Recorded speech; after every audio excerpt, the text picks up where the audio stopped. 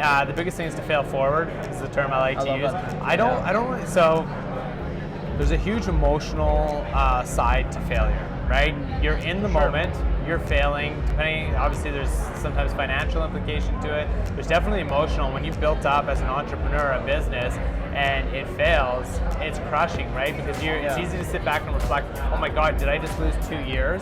Or this is kind of where I'm going to go on the positive spin to it. Right, yeah. Did you just get a 2-year paid education?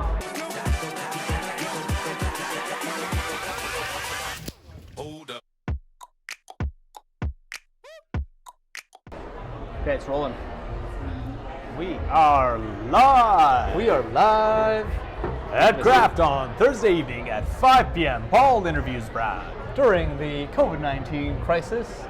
Are they being too edgy? Who One knows? day only. Yeah, one day only. Grave digger takes on Bigfoot. I'm gonna actually. Friday. It's gonna be in the video. I know, right? Hello, Level Uppers. I'm really excited to bring today's episode of the Level Up Blueprint, where we interview entrepreneurs in the tech, real estate, and personal finance industry, and we ask them about their blueprint to success. Today, we have Bradley Kothlow from the Real City Group, and there's a lot to talk about today. First of all, welcome to the show, Bradley. Thanks for having me. I'm excited to be here. We're excited to have you, and we are in our first in-person post-COVID interview, so we might already be violating some rules, but we're going to roll with it. We're going to roll with it. We got hand sanitizer, so we know we applied that. And what I really love about your profile as a realtor, and there's a lot of realtors out there. A few, right? And of course, you practice mainly in BC, specifically in the areas of. So we're a pretty big team. We actually have 6 agents. Each one of us handling a different territory. Myself, I mostly work in the Tri-Cities, which is in Greater Vancouver, servicing Port Coquitlam, and Port Moody. But the different members of our team cover everything from Greater Vancouver out to the Fraser Valley. Love it. And your background's from marketing. So you don't see this industry just as a realtor, you see it as a true serial entrepreneur that really has, I think, different values from different industries that I'm really excited to pick your brain on. So with that, let's jump in. Fantastic. Okay, cool. So as I said, we're in the middle of, I guess we're in the middle of COVID, or who knows? Maybe we're in the first quarter, I don't know. I don't know. We're back at restaurants, right? According to the news, apparently we're going into the next phase. Yes, yeah. So anyways, we're being extremely edgy here, but all to deliver great content to people. And what makes this worth risking my life is that I'm going to get some really great insights from you, specifically on talking about how has COVID been a silver lining for the real estate industry? Because you've had to change a lot of how you do things. So let's talk about that. So when COVID first came on, I think there was a lot of it was unclear how to handle it, how to change things and adapt your business in order to both obviously keep potential buyers coming into your homes and then protecting the sellers who had buyers coming in there. Yeah. So every different brokerage had to instill and take on their own protocols, and then as well from the real estate board and the real estate council, we had to address different ways that we're going to do that. Right. So in kind of like the side kind of effect of it all is that we actually changed the way that we do business. Yeah. The different protocols would require that people who want to view a property would be more familiar with it, right? So they'd have to understand the area, they'd have to have driven by it. If it was a strata complex, they'd have to know about the strata, maybe have reviewed the documentation, known everything about it. So it's kind of like a pre-screening process. Yeah. The one thing that we've kind of always found about real estate, particularly in Vancouver, is because it seems to be the hot topic always, it's popular in the news, is that you end up with a lot of what I call real estate hobbyists. Right. So people who like to go out and look at properties, not necessarily with any intention to purchase, but they just like to know what's kind of going on. It's exciting, right? You know, people are always curious of what their neighbor's house is selling for. Right. And so a lot of people would come to the open houses or even book showings in some cases just to get a peek inside, right? Jeez, yeah. So kind of with all those different things is what it's forced people to do is take a more serious approach. And so, you know, on the buyer side of things, so if I'm out going to go show some properties to my clients, typically we're able to refine it a lot quicker because of these different protocols. And so, you know, what would have normally been 10 property viewing tour, we're suddenly down to 3, right? Because we've already been able to eliminate properties that for various reasons, again, back to strata complexes, right. you know, maybe they're poorly run, you know, the strata fees are too Usually high. I know, right? Funny enough, like me and Paul were just talking about a deal before we jumped on this meeting. But, you know, knowing beforehand, you know, it saves a lot of kind of stuff that you wouldn't find out till later on in the process. Right. And so, you know, with going through all this, you know, again, we narrowed down to 3, and then when we go and we see those 3 properties, typically, you know, because you've already done the advanced legwork, you should be able to actually select one of the 3 properties to potentially write an offer on, right? So from our standpoint, you know, it refines and saves a lot of different time. But just to be clear, gasoline, and I mean, like, right? A lot less phone calls, a lot less like things, but at the same time though, we're actually doing a lot of heavy lifting beforehand. Right. So it's kind of changed the order in which we do things. But I think it benefits everybody. I think sellers now, you know, in protecting themselves, they're only opening up their doors to people who have a legitimate shot at purchasing it. So I think it's been great. Yeah. Very cool. And so that's of course on the just the operational side. Yep. What about on maybe the technology side, right? Matterport technology's been around for a while. Yeah. Zoom's been around for a while. Yep. I don't know, are they being utilized as much as they should? Or? So I just say first and foremost, if you don't have a video on your property, right. It's a non-starting point for at least me and my clients. We want to see an actual visual representation that you can't get from just photos or a stitching together of photos. Totally. And then obviously, you know, in a competitive industry, we always believe in first-class marketing. You'll never see a listing go up that's not professionally photographed, as well as a great video to go along with it. And now looking at these other different technologies that we're incorporating. Yeah. But you know, the people who are using cell phone pictures, who are already, you know, not creating a great example of what their property and what you could look like if you lived in it, it's eliminating them. So from our standpoint, it further puts us ahead of, you know, our competition. And it's on the listing side, obviously. This is on the listing side, right? And so what about home staging? Do you see that's been harder with COVID, or is it much of a thing you guys look at? No, so I, again, would put myself at the forefront. I don't know if I think I've sent you some examples before, but I'll virtually stage our properties, which look fantastic. It's funny because we'll have people come into our listing like, oh, where did the furniture go? I said, actually, I did that digitally, and I staged it using technology, and I actually do it all myself. Amazing. Look at that. Yeah. Talking about so a little bit of interior designer. No, it's important. It's an important part. That's really cool. Amazing. Now, as you know, to level up, well, I should ask you what you see as leveling up, because the way we interpret it is really around growth. But let's start with this. What do you consider as leveling up? And then we're going to get into some of the ways that you level up. Whoa. That's a big question. Level up is like, well, leveling up, there's lots of different things to it, right? So I know some of the things that we're going to touch on today is like, I run a very big team, right? And so part of leveling up is the growth of that team.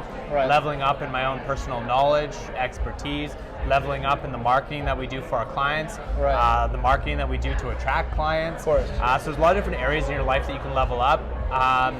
But you know, we always are trying to have a positive impact on the community, and that in itself is leveling up as well. Totally. So I don't know if I answered the question or gave a lot of open-ended areas that you can level up. Well, we're going to dig into that. Let's start with the micro. So daily habits.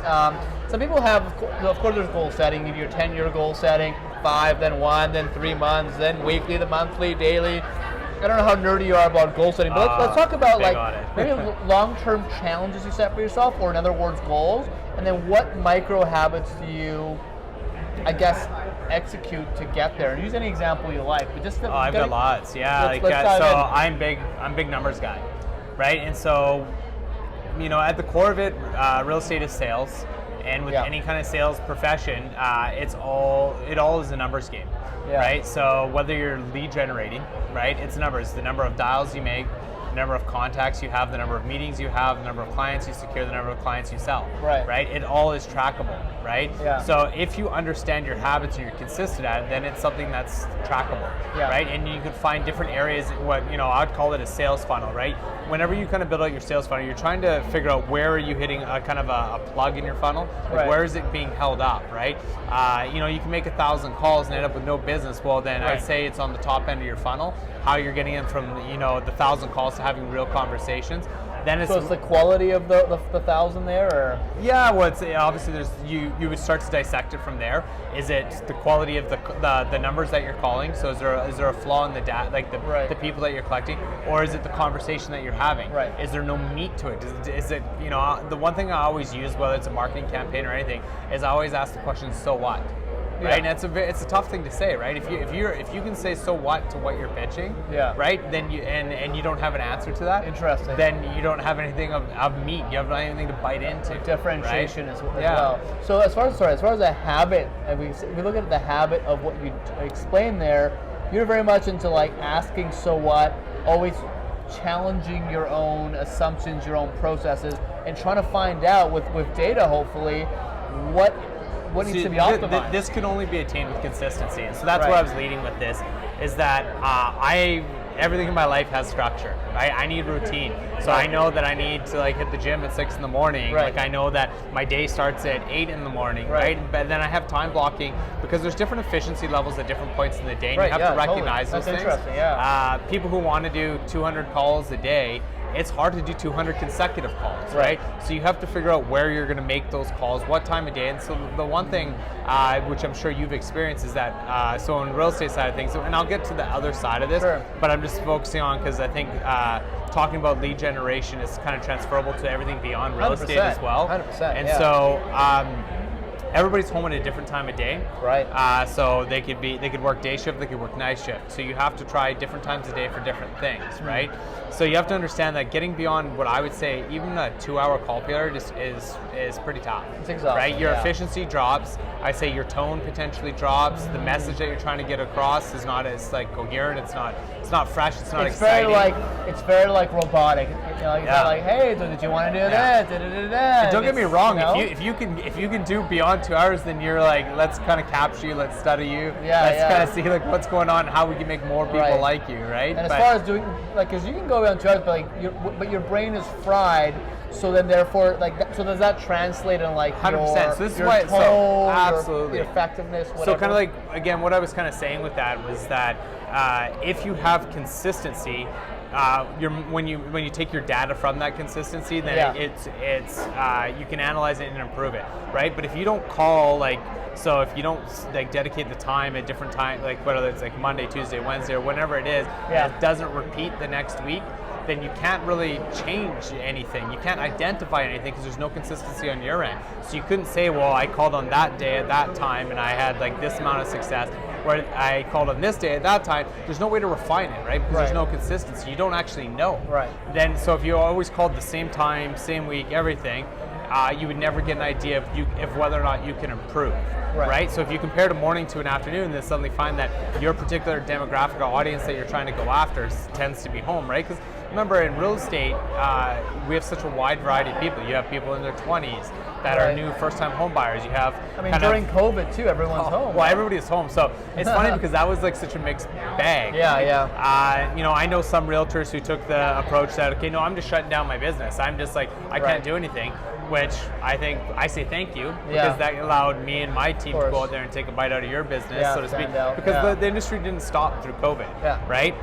But then there's another side of it where it's a fine line that you walk, right? Some people I'd probably say we're not taking too well to a realtor knocking on their door, because it's like, okay, well, we're supposed to be social distancing, you're at my door, and some people can take offense to that, and I can understand that, right? So it's finding kind of the in-between in that. 100%. Saying no. It's powerful. It's powerful. It's scary. It hurts people's feelings. But let's face it, you got to protect your time, and no one knows your priorities like you do, right? And this is not even just within business. It's between family and think about how your life gets blurred as a realtor. You're always on, right? So how do you say no, whether it's to a client, to someone on your team, to an interview, since I'm sure you get a lot of requests, people want to talk to you. Like, how do you protect your time, I guess, is the big question, without hurting someone's feelings, if possible. If possible. If possible. No, so I think, so from a client perspective, even anybody I do business with, I think we have a mutual understanding from the outset. I think I'll have that conversation. I let my clients know when, like, I am on. If it's an emergency, you can call me anytime, right? So everyone already knows that.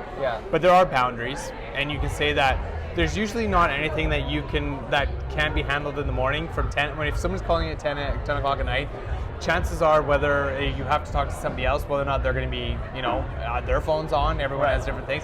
Not a lot's going to happen, right? So you got to respect yourself, respect your time. At the end of the day, I've got a wife, I've got 2 kids, and I have to obviously make time for them. Yeah. But when it comes from the team side of things, obviously I've got quite a few team members and they need me, and depending on their circumstances, I'm always available for them. But again, it goes to the same question: is this something that can wait till the morning, right? So you need to know who your audience is. You need to know whether or not you've already had this conversation ahead of time, and then you have to obviously look at what the situation is and ask whether or not your attention is required at that moment. Right. Yeah. So there's a couple things to it. So boundaries. That's a great word for it. So you set your boundaries early on.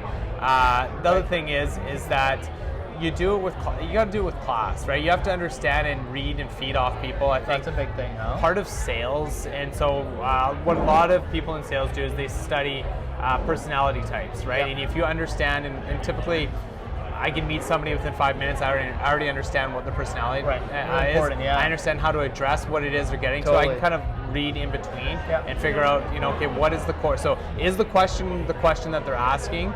And then obviously how to address it, right? Because a lot of times there's always the question below the question. Right. The question is just to get the conversation started. Sure. Right. So understanding is there a time urgency to it?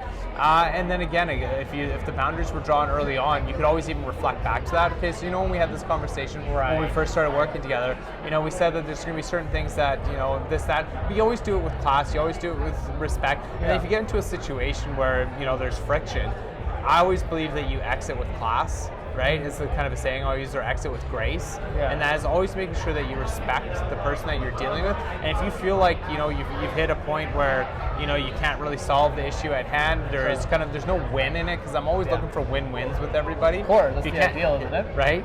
If you can't get to the win, then you just exit with grace. And it's just like, okay, you know what? I unfortunately, maybe this isn't working. We're going to get to a solution at a later date, right? Sure. And then you just exit with class, and then pick it up when the time is appropriate.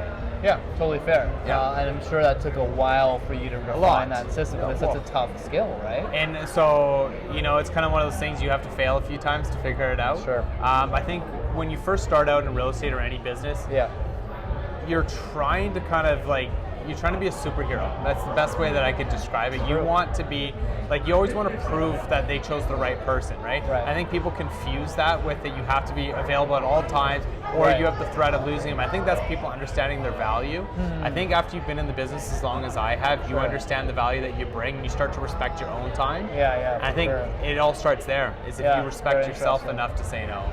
Yeah, wow, strong words, I love it. Let's talk about personal finance. I don't know about you, but where I went to high school and university, financial literacy was not really a thing. So where that comes to, I think, bite people in the ass is when they apply for a mortgage or look for a house or save for a down payment. What do you think is most commonly overlooked by people in terms of either their personal finance or, for example, mortgage financing, that they could take a bit more care in preparing for? Or self-learning. What do you think is missing generally? Nobody knows. No, I don't think anybody truly understands. If you go to, say, any wealth seminar, the first thing they do, and the first exercise that they do, say, okay, let's open up your credit card statements, let's open up your bank statements, and let's highlight where the same expenses come out every month, right? And so nobody actually knows. And so the funny thing is, because if we kind of blur into things outside of real estate, we all know that the world of marketing revolves around microtransactions. And what I like to call it is death by 1,000 cuts. Right? So your Spotify account that charges you 10, your Netflix account that charges you, $12, $15. Disney Plus now, right? Oh, everything. So yeah, of course I've got Disney Plus. You have the kids. I've got two kids. I'm sure you have that. I do. I got Crave. You name it. It's funny because everyone disconnected their cable, only to replace it with 10 different solutions that are probably more expensive. They will be aggregate, So I think that's it. So I think everyone assumes just because there's these small transactions that they don't add up to big. And so in previous, people always worried about that brick card, the Future Shop Best Buy card, the different things that were these big expenses, the monthly car payment. And then, but the thing is, now as we've gone to microtransactions, people aren't actually tracking it and realizing that these things actually add up to more. And the problem is, the more you have more singular transactions. So when we start looking at your side of things on the finance, is that when you get into arrears or like you've got like defaulting on a payment, these can pile up a lot quicker because it's like, so say like, you know, things didn't add up. We just went through COVID. People's curb payments were late, right? If you suddenly had like payment come out and then you didn't have the funds to support it, you don't just have one delinquent payment, you've got 15 delinquent payments. So your credit score gets tanked pretty quickly. Hammered, fast. Pretty quickly, right? Without you knowing. Yeah, and so when you start looking at things like when you're preparing to purchase a home, is understanding what your finances are, and what happens is when you start to analyze the things that come on your counter, you start to realize, okay, well, how much do I really use that thing? Do I need it, right? And then, you know, you get somebody like Paul will help you plan for like that purchase months and months out from when you could probably, you know, you could be 2 years out and Paul could help financially plan that for you. We're going to analyze, like, and I do this with my clients on the real estate side, we're going to analyze what it needs to be to get you into that home, right? So, and it's a journey, especially now with lender regulations and even just real estate prices, people really got to prepare. So and that's the problem. It's like you have this vision of a white picket fence in the family and a home somewhere, and Vancouver's getting a pretty bad rep for that not being doable. But you still have that vision. Then when you finally are like kind of ready, it's almost like it's too late. Yeah, I'm gonna kick back. I'm gonna put Paul in the hot seat. He wasn't expecting this. Okay. Well, so you know, obviously the news likes to kind of garner a little bit of fear in the marketplace. And CMHC put out some pretty big headlines a week ago. I think it was 2 weeks ago. And one of the ones that was a real kind of nail biter is they talked about changing the minimum down payment from 5% to 10%. So, in preparing for your finances, how are you advising? And obviously, it's nothing that's come into play yet, but purely that the idea is being floated. Typically, when I see something like that, where they're going to put feelers out there, they just want to see how the public will react, and then like people, you know, it could be a year or two down the road before it actually happens. But I'm just curious how the conversation you're having with your clients about that. Well, what's funny is it actually happened today.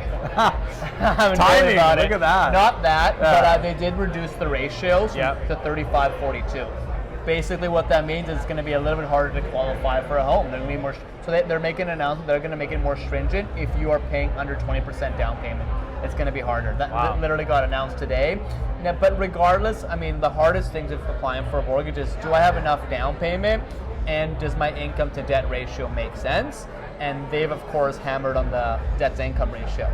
So if you were to eliminate some of those microtransactions, not only would you build a bigger down payment, but your debt service ratio would look a lot better. Pretty much. Yeah, exactly. So I advise people, at the end of the day, the biggest thing is just down payment. But I think there's a misperception around people thinking you need a 20%, where sometimes you can do 5%, but 5% is if the house is under $500,000. So there's a lot of different things to that, but I think the biggest thing is like save for your down payment, and while you're saving for a down payment, you eliminate these mini transactions so that you don't have a bad credit score. I mean, you should not get sunk on a deal because your credit score is low. That's table stakes. Figure that out, but the credit score is training to save more for your down payment, which is really the X factor in a lot of cases. And of course, you've got to make enough money. What I would encourage people to do is that, so, you know, like you don't usually get to the credit application till maybe a little bit later in the stages. You could do it up front so you can start doing credit repair. But if you at home who are watching this, if you're just curious, most of the big banks, if you go into your online banking, there's a little link down in the corner, and it's not going to give you any like big ding on your credit. But if you click that little button, it'll tell you what your credit score is right now. It's a soft pull, as they say. So I think it's is it a single kind of point sort of thing on that soft pull? So generally speaking, we'll get too deep into credit score, but it is important to know. So there's a myth that if you get your credit score checked, it docks your credit score. That is a myth for two reasons. One is because it only gets docked by a couple points, actually. But this changed, right? This changed a few years back. It used to be a little bit bigger, but then they started recognizing that, like, okay, you know, somebody might look at two different mortgages, and then, okay, well. Of course, there's a few things around that. So first of all, your score is out of 900. Usually with lenders, you want to be above 600 to be at least the prime lenders to be kind of in the running. Although part of that, the announcement of CMHCs, they want 680 as the minimum, which has generally been like what most people's.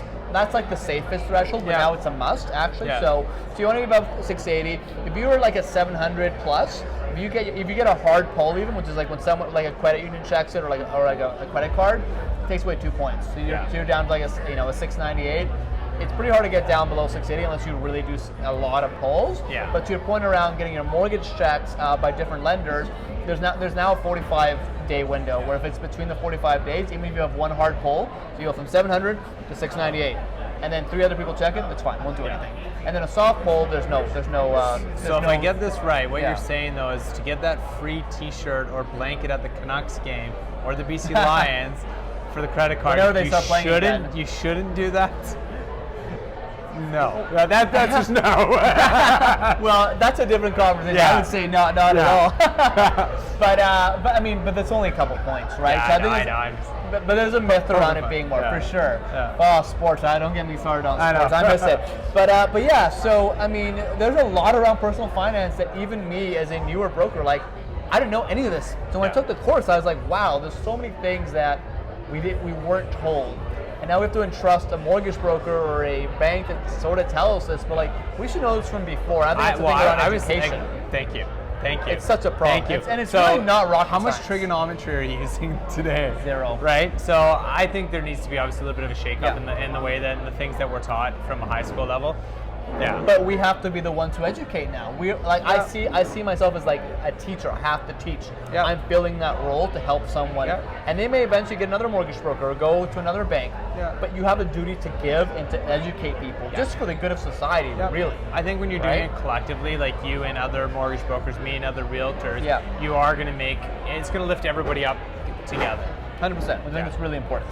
Let's talk about community, right? So neighborhoods, right? Yeah. Of course, we're here in the beautiful Olympic Village. Yeah. It's crazy. It's been a decade since the Olympics. But like, I think people that are looking for real estate, or anyone who's running any business, they're always looking at their local community, right? To make an impact there. So, and and that probably correlates with buying a good property. It's going to go up in price, right? For an investment. So, what areas have you started to see is really developing, perhaps based off the KPI or a key performance indicator of the real estate prices, but more so, let's talk about like the intangibles of restaurants opening up, maybe schools opening up. Like, what are some areas that are really developing based off of transportation, all the things that drive up real estate prices, but also things that just make a community better?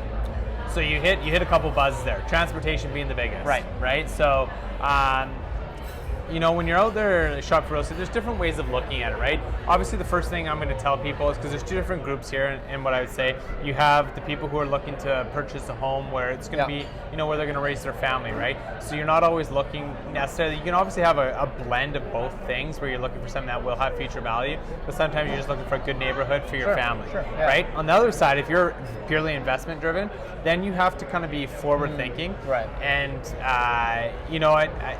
if you're finding out the later stages, like things are already going in, then you're already behind the curve, in my opinion. So you need to know what plans have been talked about but maybe aren't finalized. Right. One fantastic opportunity in Vancouver is if you look at the Broadway East revitalization, and if you look at Mount Pleasant, and you're going to see, because obviously you're going to have that transportation line opened up along there, and then you look at a lot of there's a lot of older buildings there, right? And so there's a huge potential. We're actually representing a 17-unit condo building who is facing massive bills in order to kind of upkeep and maintain it when they're sitting on a piece of land that will be designated for high-rise. Right? So if you were looking forward thinking, and so I know people who purchased into the building with the knowledge that it's going to be worth more, right? So we're going to end up doing what's called a strata wind-up there. And so we're going to sell the land to a developer who can make a better use of it through densification, right? So one of the things you can do is obviously there are city meetings, and they did a bunch of meetings within the community because they wanted community feedback, right? So you can attend things like this within your community to find out grassroots. I like that. So you can find out what's going on, but what's even better is technology. They actually live broadcast these meetings on Facebook. Oh, amazing. So you can actually sit in the comfort of your home and watch from there, right? So that's first thing.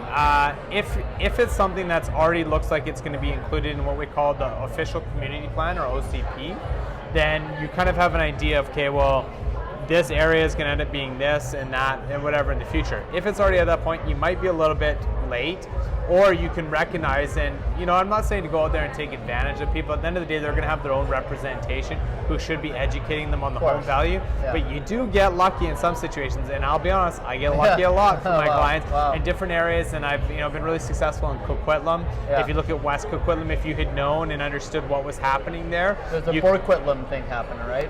What's that, sorry? Isn't there a Burquitlam?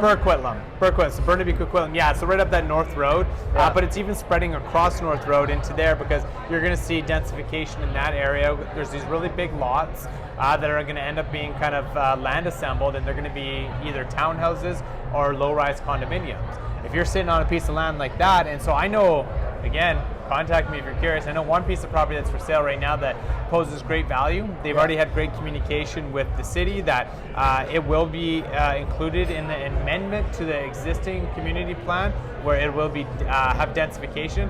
And COVID, unfortunately, has slowed that progress. But in as little as 6 months, this property could be worth $500,000 more. Wow. So if you understand these things, and you can do this at home, right? So which Facebook page would they go on? Like the City of Vancouver? City of Vancouver in that case. Yeah, the municipalities. Yeah. Big word. So yeah. Especially with a couple of these, right? Yeah, right. So no, I definitely take a look at those. You can pull it off their website, but the biggest thing I would say is go look at the GIS system. I'm looking at my geographic interactive system. Nice. So within there, you can click on a different area. It will typically, there'll be different layers, and you're going to look for land use designation or official community plan, and what you're looking for is it'll say what the existing zoning is, and you have access to what the future, what it's rezonable to. Wow. And that's where you have that latent value with huge upside. So there'll be pockets in areas that have a lot through the GIS that have already said this is zoned for high density. Be part of the community plan. Yeah. And so there's some pockets which maybe you can talk about with people offline that you're starting to see as like. Well, yeah. So the areas that I've mentioned. Right. If you look at the Broadway East revitalization, start looking at Mount Pleasant. If you look in Coquitlam, look in that West Coquitlam area. There's still some great opportunities for some great upside. And one area that we've actually started doing a ton of business is Surrey. Oh, yeah. Paul kind of splits his time between Vancouver and Toronto, as we all know. And it's Vancouver kind of being landlocked. Everything's really been centralized in a lot of ways to downtown Vancouver. But now what you're starting to see is you look behind me and you see all these residential towers. Vancouver's kind of going through a slow transition to a heavily residential, and there's opportunities for other communities to grow their business.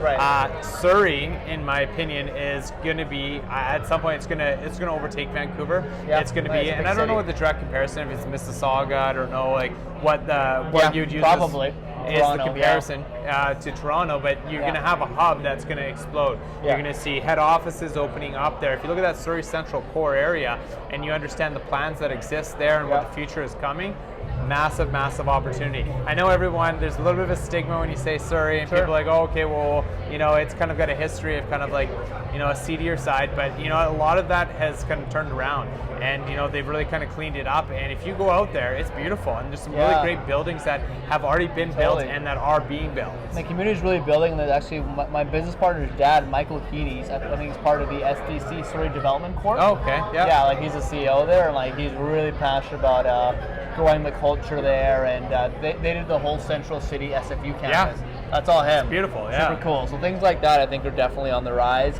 Hey, you mentioned technology. Yeah. And that's definitely one of the questions I have. Every time we have a conversation, I learn about 6 new tech websites that as a technologist I should know. Yeah. So what are some tech tools you're really using nowadays, especially if people are looking at real estate? So it depends again what your objective is, right? So obviously MLS will always be the great piece of data. Right. What's happened is that some things have changed recently, where it first happened in Ontario, where they're allowed to share the sold data through a virtual office website, VOW. So it's password protected, but through this you can now access sold data. So that's kind of like one of the key things. You want to be able to have access to that. Right. Contact me, I can give you access. But sold data is always the most empowering thing. Sold data. Sold data. Yes, sold. because everyone gets hung up on active. So it's funny because you can go into a listing presentation, and I know a lot of times people already have a number stuck in their head, and the first question always is, okay, that's great, it sounds like a good number. Yeah. I'm just curious, how did you come up with that number? Right. And usually they'll point to something in the neighborhood that is for sale. right?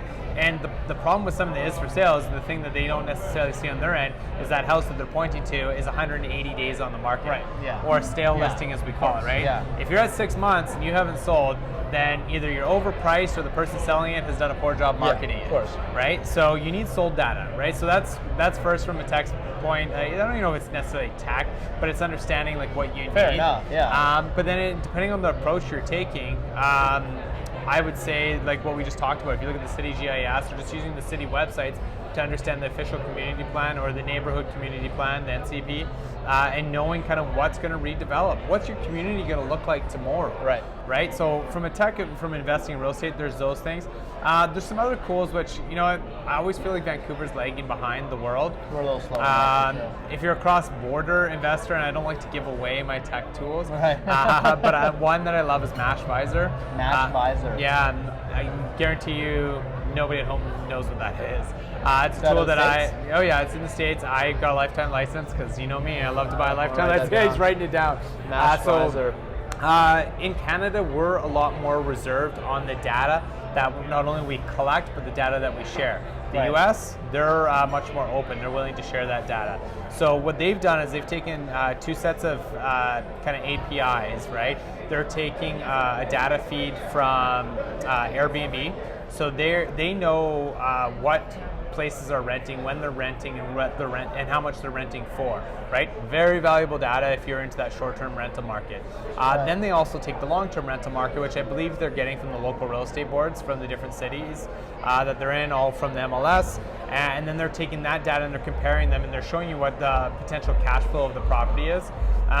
Real estate, really, I'd almost say across Canada. There is great hubs. If you look in Edmonton, look in Winnipeg, even in Quebec. If you like Quebec, I'm not big on Quebec. Right. Yeah. But we've all kind of from an investment standpoint made money on the appreciation of property value. We're not really known to be a cash flowing area to invest in for real estate's sake.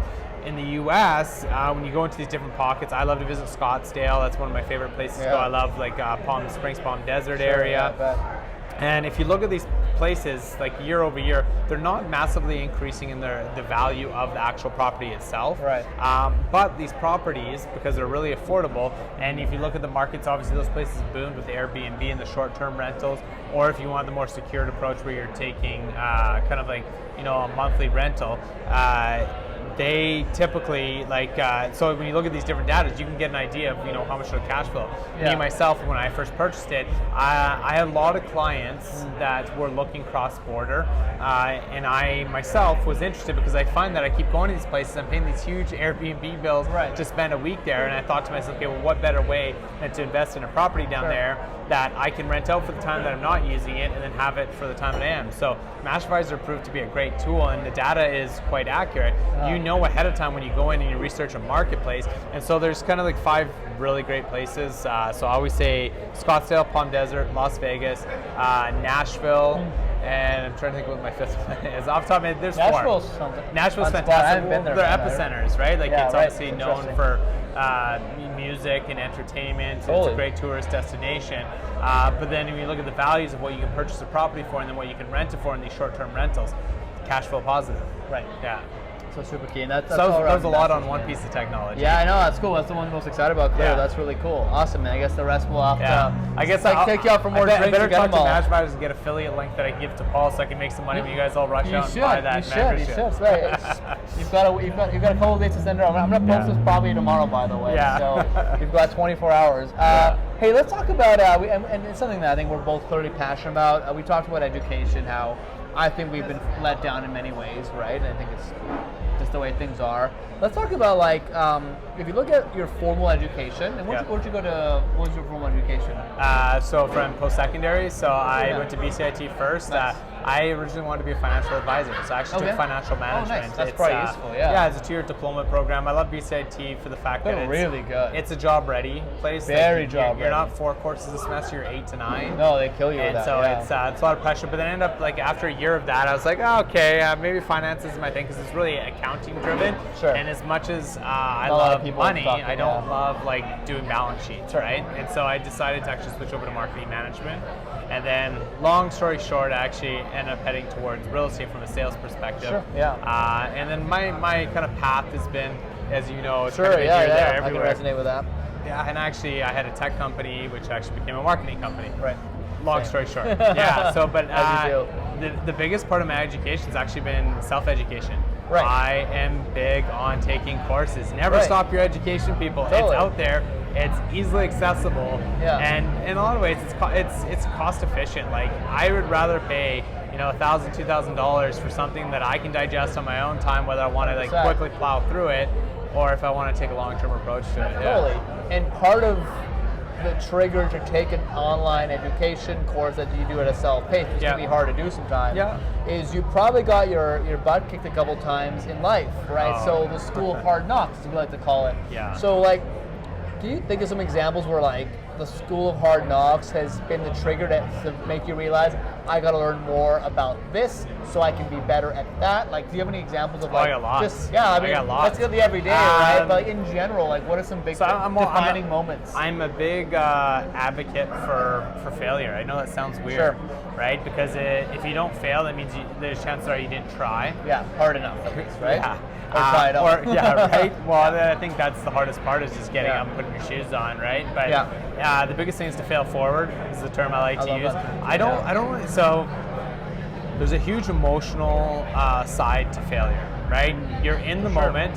You're failing. Depending, obviously, there's sometimes financial implication to it. There's definitely emotional. When you've built up as an entrepreneur a business and it fails, it's crushing, right? Because it's easy to sit back and reflect. Oh my God, did I just lose 2 years? Or this is kind of where I'm going to go on the positive spin to it. Right, yeah. Did you just get a 2-year paid education? Yeah, right. Exactly. Because I've learned so much more from actually. The practical side of like taking the knowledge that I've learned and applying it.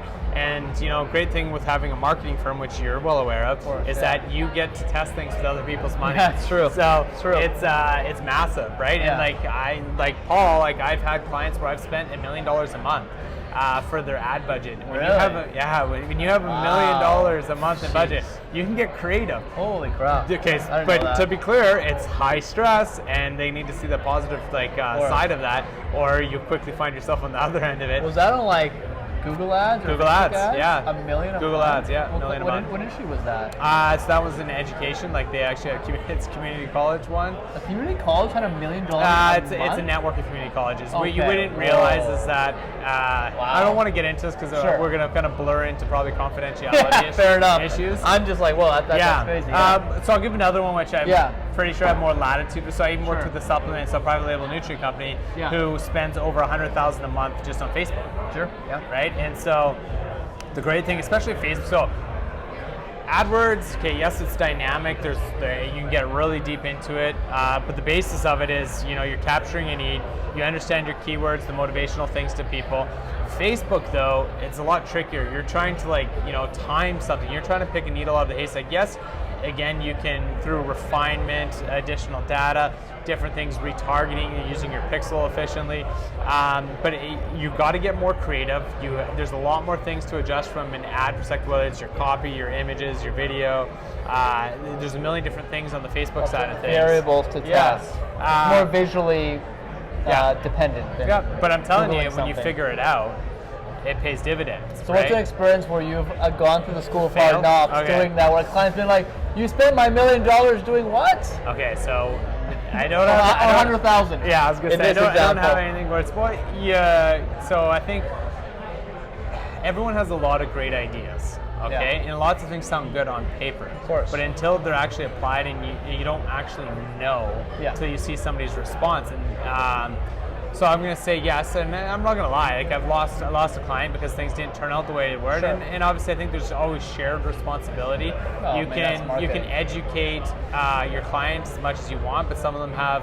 It's kind of like real estate. I'll kind of flip it back to there for a second. Right. Everyone thinks they're a realtor because they watch the news and they have access to the MLS, right? But there's the intricacies. It's understanding, like I said, the development of communities, understanding what actual sales numbers are, being an active participant in real estate because, I've got such a large team. We do a large number of transactions each year. Yeah. I'm involved in the day-to-day. The average person who a realtor does 6 transactions a year, they don't have enough clients to actually truly know what's going on, right? Sure, they're just kind of one-offs. Yeah, it's I'm trying to think where I was heading with my point. School hard knocks. Everything's a school of hard knocks. No, I know. Yeah. So I think so I was just kind of sharing with you kind of the shared responsibility to that. But I failed, so I've had campaigns that have failed, and right. You might find yourself out in the cold where you've lost a job. But I'll say when I decided to transition back to real estate. There was actually two parts to it. One, I had a ton of clients all across North America, everything from Fortune 500 to local businesses. We had a lot of varying successes, and so everything was great from that point. But as you know, you can keep growing this marketing company, but as you grow it, your take home doesn't necessarily grow with you as you're trying to gain and scale. I've always been a person who wants to build big things. Yeah. That's why I have a big real estate team. Right. But with that, obviously, your risk grows with it, right? So now, as you're growing bigger, you have a lot more hard costs. Your employees, all these different big ticket things that you're paying for. And so I got to a point where it's so big, and then we actually took on a partnership, which the one partnership, because the saying, don't put all your eggs in one basket. Of course, yeah. Well, we kind of did that. We put a heavy amount of the investment, both financially as well as our resources from our team side of things, and that went sideways.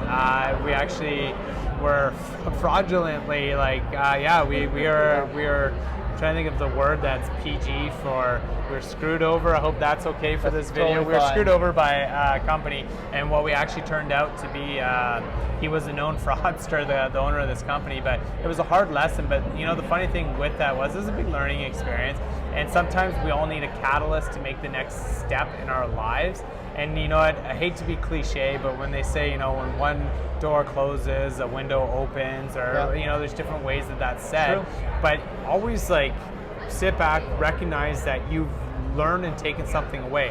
There's different ways you can look at it. I can take all my marketing expertise that I use, and I can apply it to I am now into my real estate company, as well as marketing my clients' homes. It's more and more important. It's huge. But also you learn to avoid that same failure, right? Sure. I don't know, it's not necessarily a saying, but it's a well-known fact that a multi-millionaire or a billionaire who bankrupts and loses everything, I don't know the exact statistics, 8 times, 10 times they'll reach that same milestone actually above it. Yeah. And it's just because, with money you get kind of experience. It's unfair, somewhat inequitable in certain sense, because it does take money to make money. Yeah.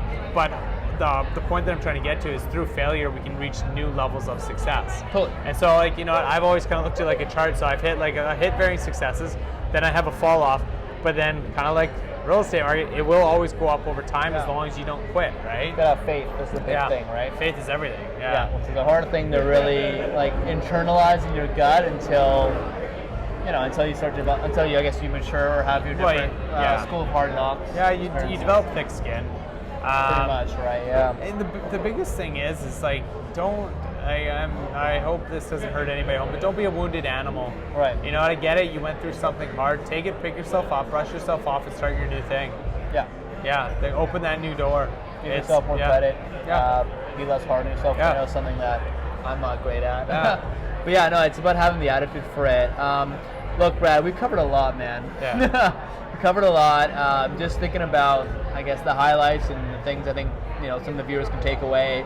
At least the things that resonate most with me is I love how you've clearly you blend together different expertise: marketing, real estate, sales, finance. If you look at even BCIT, it seems like more and more these very isolated fields are becoming one in many ways. It's a huge competitive advantage. Oh, absolutely. So always keep learning, even if it is. I think now the stat with AI coming to the market, I think now it's actually, people change careers 8 or 9 times. Oh yeah, absolutely. So I think with AI too, I saw another stat around how people are going to be reinventing their jobs every 5 years. So I think the point is attitude, as you're leading to more so at the end. Attitude, learning from your failures, investing in the process, and then seeing different skill sets, whether it's marketing, sales, really persuasion. Yeah. Right. One thing I'd want to say too, if it's all right, if I can add to it, is surrounding yourself with other people who bring a diverse set of skills. Huge. Right. When I set out to build my team, is like I recognize obviously what I bring to the table, but recognize what other people bring as well. You know, I'm a Keller Williams agent, and with Keller Williams, great story behind that organization. They have a book out that is called The One Thing. Yes, Gary Keller. So the idea is to stay in your lane. Yeah. I'm not so good at that because I like to do everything because it keeps things entertaining for me. I got a wide and diverse set of skill sets. But if you surround yourself with people who all bring something like to it, one, you're going to be more efficient, right? And one big aha that I learned along the way is like, I know you want everybody to do everything to the level that you're able to. I know you're a highly skilled individual. I'm sure, you know, one of the tough things in any business is, what's it called? Delegating successfully. Yeah, it's very hard. Letting go. And it's hard. But one of the ahas that I got is you don't need somebody to do 100% of what you do. You see them do 80%. Sure. Right? Good because enough, when you have that cumulative, because you can't do everything in your business, but surround yourself with great people. Don't be afraid of partnership. And you know what? Allow people to shine within the things that they truly understand, and people are just happier.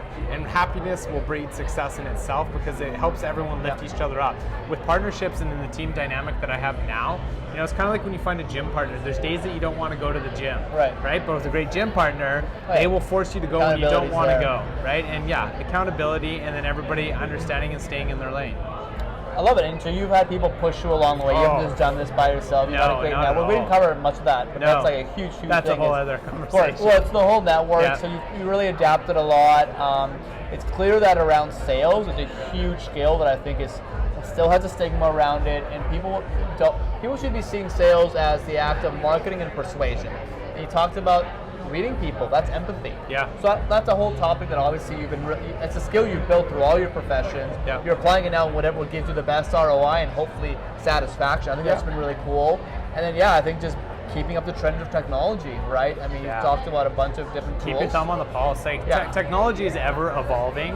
Yeah. You have to pay attention or you will die. No, for sure, in any industry, right? Especially now through the whole COVID crisis, lots of technology stocks I wish I bought 3 months ago, right? So with that, Bradley, it's been a pleasure, man. For those watching, thank you for tuning in to the Level Up Blueprint. That's it for now, and as always, keep leveling up your living. Double tap. Thanks for having me. Thanks, man. It was awesome. Cheers. Appreciate it. Awesome. All right. Yeah. Cheers, man. Round two? Yeah.